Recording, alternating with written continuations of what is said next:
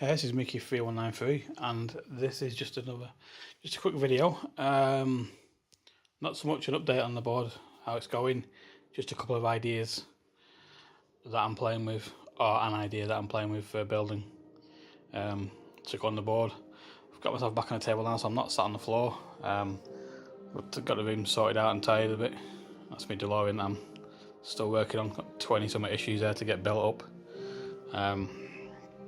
So yeah, get straight into it. My idea was, it's like when you're playing the game and you come across a section of the highway and it's been taken over and barricaded. So what I intend to do is, along this section, along here, I will lay down some foil or cling film just to protect the board, and then once I've laid that on, so put this camera somewhere.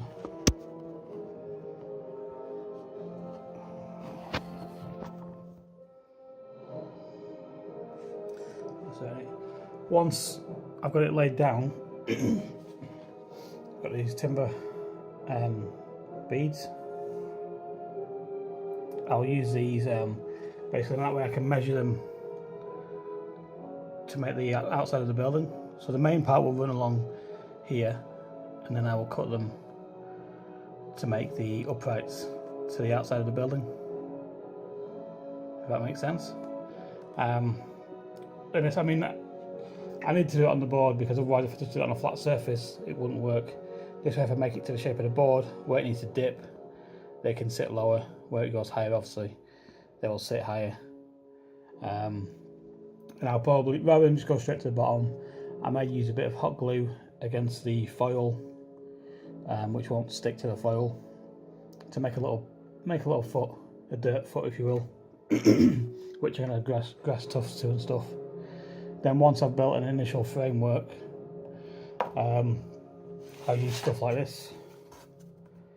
Just some really thin balsa wood, 1.5mm, and I'll cut it into sections, maybe scaled down what would be 6x4, 8x4 sheets to cover the edges, get some corrugated card to make some corrugated card pieces, and then I'll work on the interior. But yeah, okay, that's the basic idea, which will give me a structure, and then I can sit on this piece of road and I can take it off, and it should sit in perfectly fine